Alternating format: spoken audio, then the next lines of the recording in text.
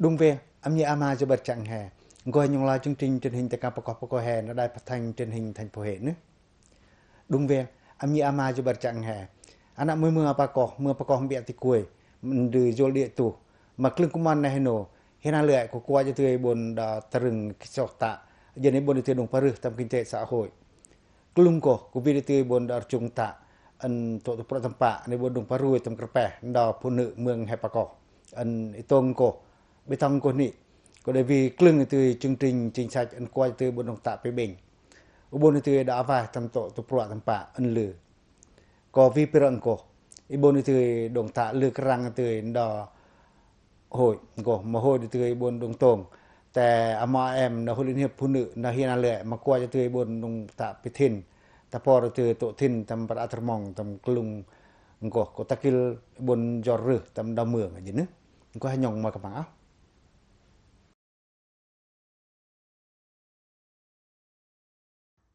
แต่เมืองประกอบเบียดที่กวยเฮ็ดนั่นเลยคนดองกันที่ตะกิลกันอะไรไงทำไมดอดิตุอันงอดกระดิดมากว่าจะตัวบนดอกกิตุพิโยงอ่ะจ้ะกลุงตังอันตะกิลก็วิธีไปตอนโตในกิจอกที่ลัดดิตุดอกผู้นึเมืองประกอบเบียดที่กวยเฮ็ดนั่นเลยก็ได้มวยนกอันลึกกัดอ่ะจ้ะ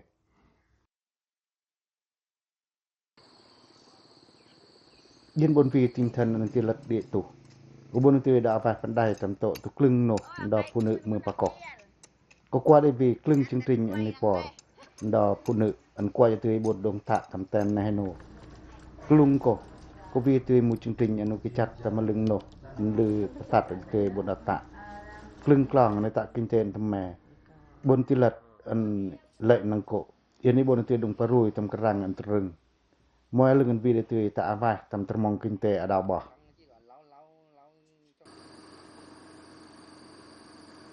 phụ nữ ở lưới đã có cái tư duy rất là thay đổi, mình phải khẳng định rằng là như thế. Phụ nữ ở đây ครึ่งเทินห้วยมากว่าจะตือประตัดในบนดอจุงตะทำตัวครึ่งโนphong trào thi đua yêu nước cái chặt trong lượng phong trào phụ nữ tích cực học tập lao động sáng tạo xây dựng gia đình 503 sạch gia đình 5 có 3 sạch cái chặt trong lượng toàn dân đoàn kết xây dựng nông thôn mới đô thị văn minh ครึ่งเทินห้วยđã tạo cái bình tầmตัวปลวกอันนี้บนที่ดงปีปะโตอีพระโจhội viên phụ nữ rèn luyện phẩm chất đạo đức tự tin tự trọng trung hậu đảm đang cái chặt tầm lượng tồn tại chỉ thị 05 CTTVK ngày 15 tháng 5 năm 2016 của Bộ Chính trị về việc tiếp tục đẩy mạnh học tập và làm theo tư tưởng đạo đức phong cách Hồ Chí Minh.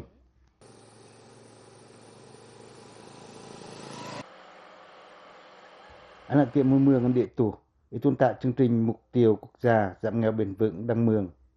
ครึ่งเทินhội phụ nữ huyện A Lệ mà qua cho tươi bồn đã tạ tì rình ở nhà này lập danh sách hội viên phụ nữ lùng áo bọc anh dồn cái đít anh uinh cái đít dân này bồn từ đã chom tầm cái nhân lử tầm đã tỏ vào bàn này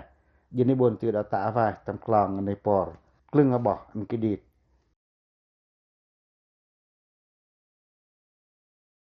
hội mà qua cho tươi bồn đã vội bò mẹ tổ bát qua làm áo bọc anh cái đít ở nhà uinh cái đít biết lưng tăng râm mại anh này vay vốn ipor tempat pura tempat tentiang ko klung tan hội mà qua tươi chung tầm lưng ủy ban mặt trận tổ quốc nhà klung đoàn thể klung tan ajeni bon tươi dong por tama bah an lư địa tu bon da ta la ho de tươi bon du tilat ki dit ta por bon da ta pipli tam to tu kanot ne pasar pikham ngot ki dit dang mương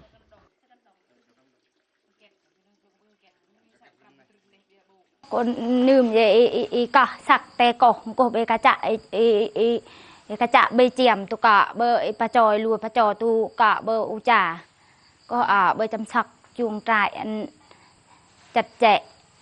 bơ pa chòi lùa mua nghẹt này bưởi về cặp mẹ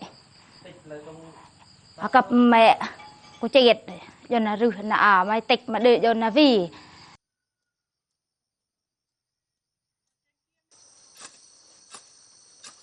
Nekrope na bahama hotili tevel takeu sa kwangnyam hian ale rope olelem ihom a ta kampe lu paput kepai ka jo ama ko den ta hingai lu kemong ni cham ta ajen vi ti bon rope piran ne klung rope nanya ko de jol vi ti มะลํากระกระก็ไปกะโยนามอลีก็ดงได้ตำมวยพินปลึงเปงก็อิตะประชาตำดักระลิมาเครื่องกรองก็นักไปกะโยอมอลีก็ลือประตัดตือบนดงตะอาบายกลุงป่วนกุมารในให้โนTrước tiên thì mình cảm ơn hội rất là nhiều, đặc biệt là chị Tanh và chị Quỳnh Tường. Vì trước kia là mình không biết trong... Hộiช่วยกันไปกะโยคือก็ได้ลือเดตุก็วีhội phụ nữปอร์วนไว้ให้กันไปกะโยคือมาวีได้ตือบนดงดตือโรยกระดงจอกเปตอยเด่งประตรมองดอบอกคือมาบื้อนังตือเดตุวีประชาประตักเด่งกุมันในให้โนตรอยดอบอกแต่รอโรยกระมักลัดกอลจิตตุดงไปกะโยคือก็ได้ยลรงีตำตตุปรวในบนตะเปเปอร์ตะมะปรวตำปะกอยโกดองอันกิซอđầu tư môi gia tạ cắt lùng rò lòng đào bỏ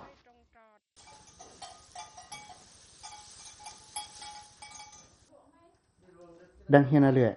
ta là ngày bạc lưng bỏ lưng hội viên đào hội phụ nữ ấn hồi tại trà kinh tế tổ tục lưng nộp rủa để vi đi tươi mại lư rồ coi cô lưng chương trình lưng phong tràoในบนดงตะcủa để vi đi tươi lưng nổ lư bệnhตีบนตะลุงก็คอยบนดงปีตำโตตุกลึงphong trào tiết kiệm giúp nhau giảm nghèo bền vững hỗ trợ phụ nữ khởi nghiệp giai đoạn 2017-2027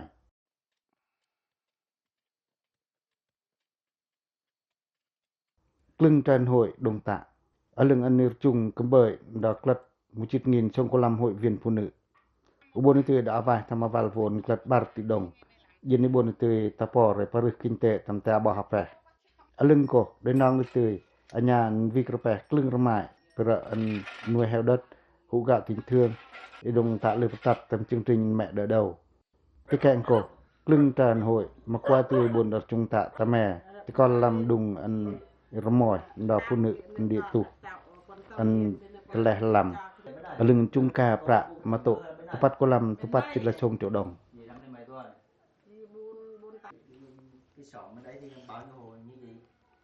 đầu tư thêm thì phải làm cho đẹp, làm nấu súp thì làm đỏ 2-3 lần. Asoiคือมาวิริตุอิงตะตำตุกลึงโนยันนิบนติปรึกกินเตอดาบ่ไม่โยคอยบนจำตะเปรมมามาก็วีตำหุปุนึปีปัสไซวีงยอนไวโวนไวคือมาดาเลยตุยดงตะอนันโตมาเอี่ยวจังนะ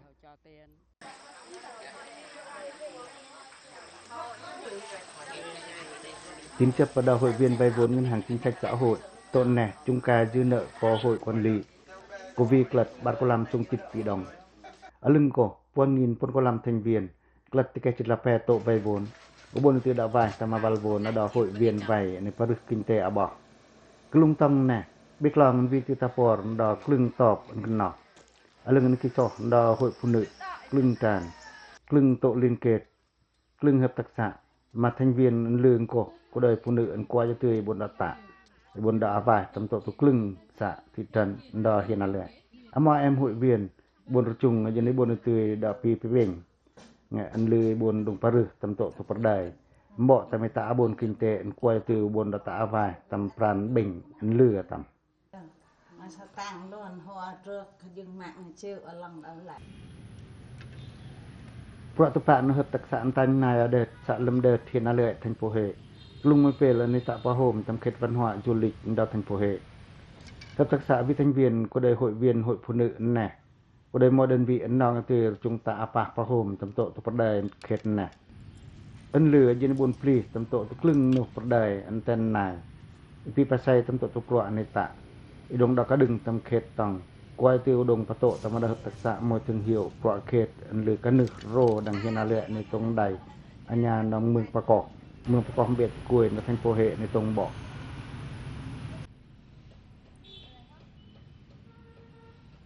Các cơ quan chức năng để mà họ giúp đỡ hỗ trợ quảng bá sản phẩm cho nhân dân. อาจารย์ไม่บนติรจุงกลุ่มhợp tác xãยันบนบ่ตือบนตะkinh tếก้อยโกlưng ăn vi từ rồi anh trai em để dồn vi để từ buồn đồng đảo cá đừng tầm pro khệt tầng đảo mương và có tàu ôi tỏ coi cô lưng công an này nổ hợp tác xã có đây đã từ buồn đã chung tạ tầm lùng prọในบนตรปอตำดาวhội viênในไวโวในตาkinh tế à bỏ mọi lưng ấn bỏ từ buồn tạ vai tầm mà val pran ấn rừng ta lên ngày giọt bình đào hợp tác xã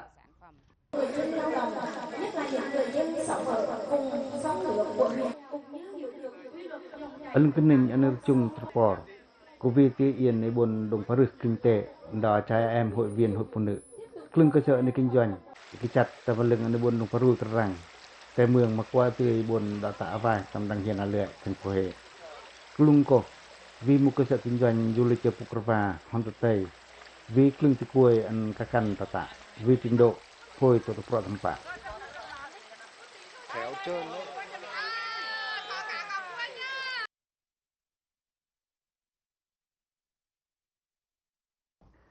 nè có hôm tây hưng rừng tổ tu về là tia xã hồng kim hiện là lệ đăng buồn tụ ân vi pâng giờ pờ tộn tụ nó trưng cỏ đạ sò mà hồ thì hương mà qua tươi đã hay vay vốn úp lời của tiệt một tạ vài tầm học tên nè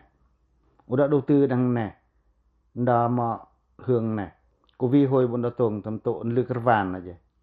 năm ân lư tổ tu clưng cơ sở kinh doanh du lịch lưu trú đăng hiện là lệ có đời lư pươi tươi đầy tổ tu trưng cỏ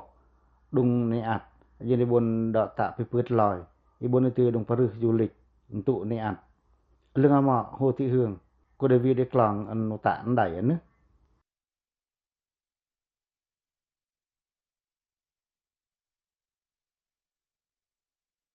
ý định của tôi khi mà nhìn thấy quê hương của tôi cái văn hóa này văn hóa độc đáo giữa con คือเป็นงี้ดงเวลแห่ก็ได้วีได้ติกรังก็ต่อดังก็ไอ้บนในตือดงพรุยทำกรังก็ก้อยก็อันคือมากว่าตือไปบนในตือก็เสจุลิกญาลูตูดังแน่อันต้มก็ก้อยดอกอาวายตำตือปรัวอดาตอนลาตะตุนก็วิดตืออุตะอาวายตำตัวปรัวตำปะในตะตะอันยันวิตรอยธรรมดาใจแอมโตลิมอนตอยตะคือโฮมปรัวแน่อันดอกคือดาตะหมอดงลือไกรกล่องโหดิตือบนดาตงทำตัวตรอยมาได้บนชรปิลือจินะ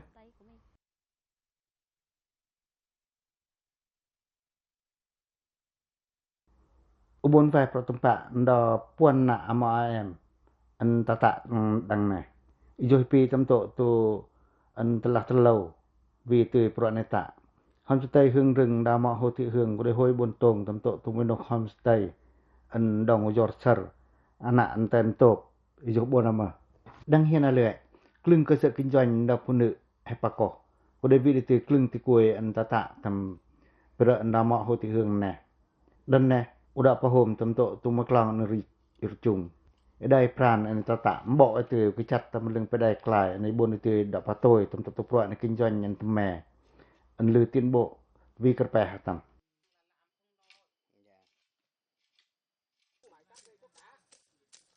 ปะตอยพรานอันดอโนอันตะกิลงกบโหปุนึเฮนาเลยมากวยตือดงตะโตตุกลึงโนวีได้ตือบนดอกกระตุกไปเบ่งตำโตตัวมาแอมhội viên hộiมากว่าได้ตือปีปะโตปะโจhội viênผู้นึตะตะไอเจเบียนออเจนอันตวนอัญญาในตะครึ่งเลิบในทุกคนครึ่งเกียนถึกอันบีอันตอนถึกเพิ่มธรรมดากลัดบัดโคลัมชงจิตระบออันตะตะอันกินจอย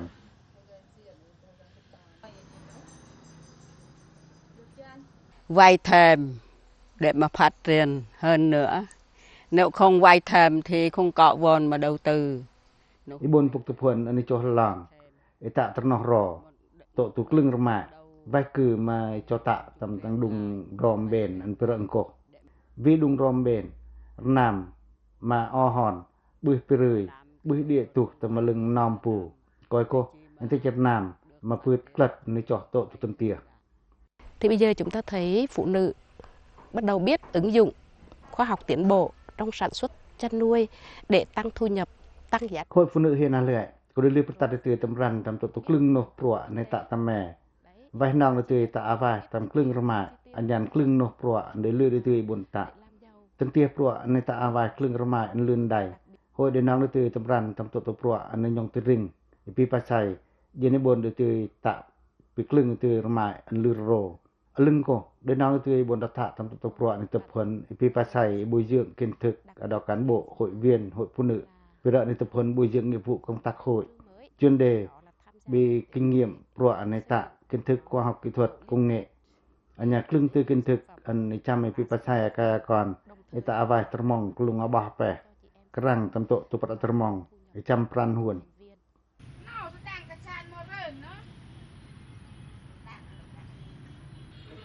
Clưng mà em hội viên phụ nữ hiện nay anh qua nhắn đồng anh Yorkshire tâm tèn nu katuk ko. Clưng mà em hội viên nghe qua tươi buồn đỏ vải. Tụ anh lừa rồi tươi nở pukrva đung về. Tụ tum mà để chăm tâm pro anh hồi mại kinh tế tâm mẹ anh vikrpe. Coi cô clung pe kuman này no. Abo hội viên hội phụ nữ anh qua tươi buồn đung tilat ngọt cái đít đang hiện nay mà để nòng pli klet sung chit pentam chỉ tiêu này đỏ quạt. Kerpengko kuai tu tapor kelung tang ni tilat cencak hian an kredit quốc gia da hian alai ko ma bar ngin la ko lam bar chit lapuan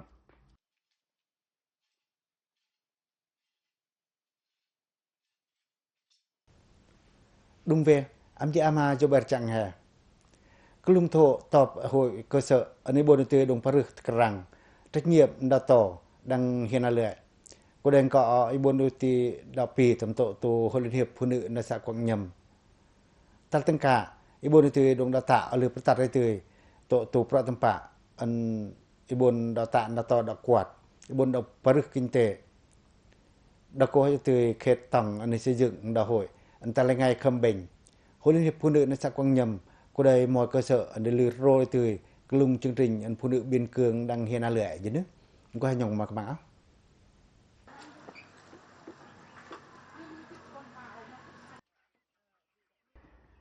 Nè có gia trai clưng no nam mọ hồ thị thâu te vel ta kêu xã Quảng Nhâm hiện ở lưỡi thành phố Huế. Gia trai Royalic Toyota Rolang ở lưng an plum bỉnh đo lịch Toyota tộn lựa o lem na long lè. Cô lựa tiêu Johnny Home tầm tổ lựa đi từ mỏng tổ tâm bạ nam mọ thâu. U bôn từ Krapen nè. Cô đây tèn bươi từ đồ cá lẻ đo mọ thâu. Anh nhàn Vitapor Vikrpe đó clưng tràn hội phụ nữ tại mường.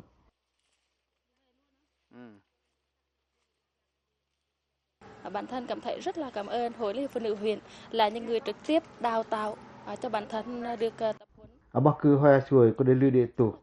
cái rộ mà qua chết, về nơi mà tiền một nạ cứ tạo tụ clưng nụ, địa tụ lấy khăm trà lấy khăm tật, ngày hôm địa tụ đó bắc cứ vài hội phụ nữ mà qua tiêu bò vốn ở này tạ trà,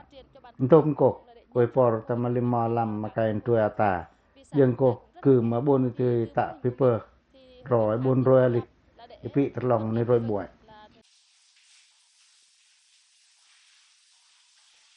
Bản mà qua đạo hôm vì hội phụ nữ ở nơi Trung Por, ama hội thị thầu mà qua từ bộ tạ gia trại anh cắt đào to. Tên ko ama mà vì hội từ bộ đã chăm tambar lam makain đào to vì percaya vì pertek vì hội bộ học tập. Ramai na ama ho ti thau ko dai moi tam klung ramai ane ki chok Yorkshire aleng vi ti ta por da klung tan klung chương trình ane chang tam da phụ nữ tam to panga biên giới da hiện apa ko mưa pa ko be ti ku ale da ko của chương trình đồng hành cùng phụ nữ biên cương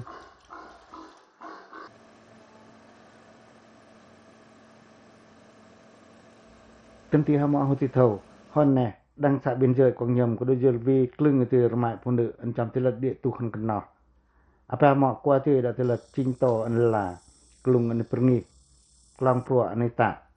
Tổ anh vi từ buồn đã trung tạ tầm đó clưng trần hội phụ nữ. Lấy khám điều kiện này vay vốn của đôi vì phụ nữ từ đã bò tầm nôm mà, cay mà. Cái bò tầm ta vào quỹ tiết kiệm anh tự nhiên. Tất bò, cái tạ trà kinh tế, đó clưng tổ hội phụ nữ tại mường. Lấy bốn trăm tầm tội tù clưng ra mại củaในบทตะลือไกรแต่มันลึงรังนเมืองโควีhội phụ nữ doในtập huấn và xây tầm tội tục kỹ thuật tộiในđồng tạ lần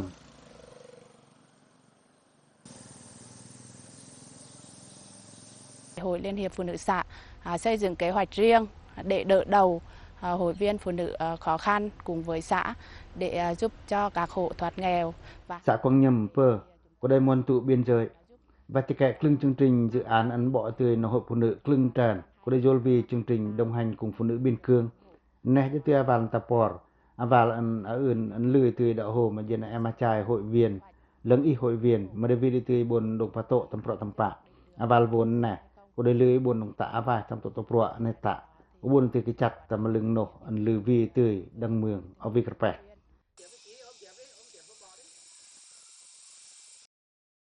ý đồng tạ ta cũng mà ban nghìn lại có làm chuyện còn tổ tổ pol cũng mà anh tạ chương trình đồng hành cùng phụ nữ biên cường đăng tụ xã Quảng Nhâm hiện là lệ thành phố Huế vì ban chít hội viên phụ nữ ở nhà phụ nữ ấn địa tụ ý buồn tươi đã por tại trà kinh tế vì tí quê ở nơi por mam bẹ mạc rọ vì tí quê nơi por tầm man tuya tà lưng bội chúng ta cặp pro ở nơi por cổ máu buồn chờ tổ xong có 5 triệu đồng chúng ta lưng bỏ nơi buồn tươi đã por cổ có đây buồn nó ngủ tấn tia xanh sạch bỏ ăn cái đít bỏ ăn nuôi cái đít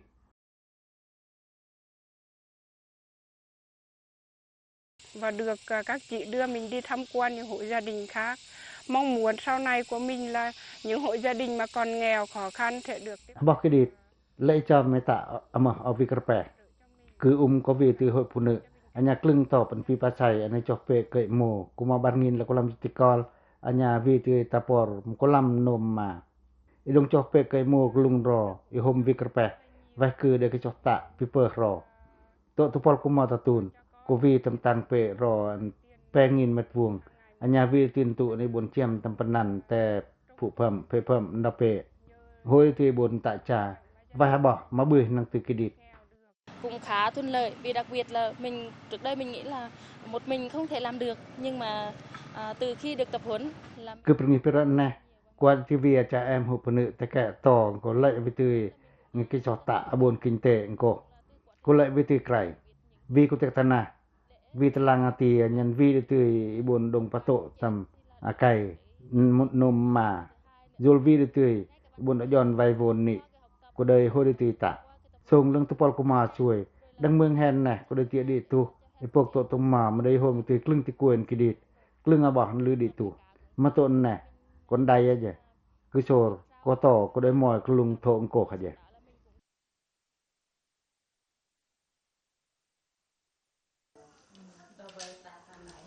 บินลำอันนี้ปรมาแอมเบียไก่นมอาไก่มา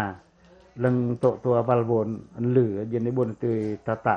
hội phụ nữ xã Quang Nhâm dồn por tầm tổ lưng hội viên ama em an ít về hội viên vì vốn anh đầu tư tầm tổ pro anh lử dânในบนตือดงตานนายในเมืองตะโอยปรอันแหน่ก็กว่าที่ตาปอบ่ตือลึงama em anตานนายดังเมืองตะละไงค่อยตำตัวproในตาไปเบ่งตำครึ่งโตกับตา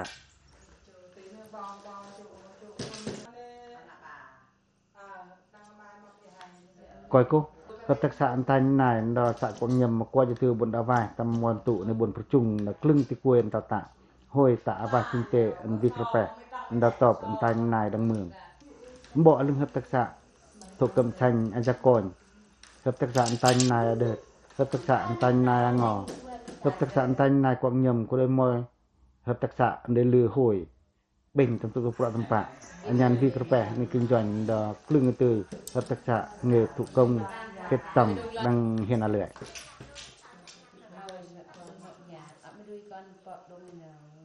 Chị em mình được hoạt động thì trong một tháng thì tham gia tập trung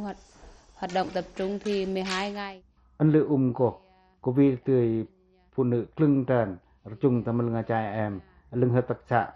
lung tăngในปรึกยอดสรนhợp tác xãดอกนอตำมาบ่xã viên cóได้cấp vi cái đít có hôi đi tươi tổ tổ pro tầm pạ vì đi tươi buồn đợt chung bỏ vì ta por tầm đào hội phụ nữ coi cô anh anh trôi lung của mà lệ vì tươi terli mà trai em có được vì đi tươi vào pra anh per vì buồn dân ấy buồn nông chăm tầm mà đào bỏ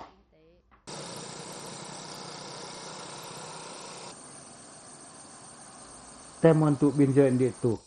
anh nơi mà tươi chăm tàn tầm tổ tuần này tầm nó terbet hanya pernah neciam de tun te piran tia vai lệ với TV carpet phụ nữ xã Quang Nhâm mà qua cho tươi buồn đồng đỏ anh ăn đồng ăn tal tengka u jorcer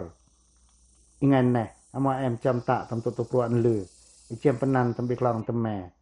jel carpet kinte ăn lử coi cô troi anda ama em ăn tal ngai deu ser pilu อีปรุยกันแปะแต่บาดจิตผู้นึอันนี้บนเตยดาปอนโตกุมาบาดงินแล้วก็ลามัติละชงแน่ผู้นึจะคงยำมาปอดปีเปอร์โตมุจิตโถยเวียนนี่เบตองจึงtrình đồng hành cùng phụ nữ biên cương đăng cô u dọn từ bồn đỏ hôm tầm tổ nông bồn cả tục cày tầm tại chương trình nè đang xạ quang nhầm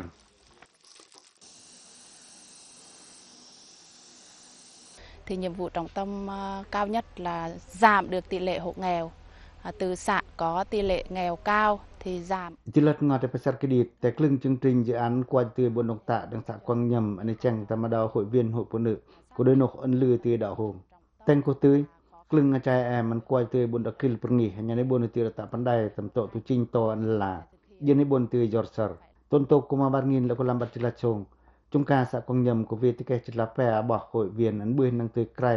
โตตาบ่อันกิดิตก็เลยมอยกระแปะอันเลือจ้ะกลุงตังตะกิลุงโกก็ไอ้บนตือดาปีตำโตตาวาเลยบนปะโจรจุงตะอันดchương trình đồng hành cùng phụ nữ biên cương đằng mườngตะปอลกุมารในฮานอยBên cạnh đó thì tôi thấy cái sự thay đổi về tư duy rất là rõ ràng, đó là phụ nữ ở trong cái thời đại mới phải phù hợp với Hội phụ nữ hiện nay tôn tạ lưng phong trào này thi đua xây dựng người Việt Nam thời đại mới có kiến thức, có đạo đức, có sức khỏe, có trách nhiệm với gia đình và tổ quốc. Cái chặt ta mà lưng ăn học tập và làm theo tư tưởng đạo đức phong cách Hồ Chí Minh. Chính theo tinh thần của qua cho tươi ta por ta mà đa trai em ta bê tông củaอาจารย์แอมมาควาตือกิชกตะตามมาลึงกันนวดอันในบนกวาดระงกบีคลึงตองจึงจริงจิงสัจอันควาตือบนดงตะตามมาดาโตอลิกระแปหันกวาปลีตือบนตะอังโกอุยอนนิโฮมตำตังกาอีบนปะโตอันลือเบญตืออาจารย์แอมเมืองประกอบเบียดตะกุยเฮ็ดนาเลยเย็นอาจารย์แอมได้คำตือตะกาปะโตหมดตำโตตุกลอนตะแม่ตาบนเมืองดาดุงเวลโตออยับปิลือ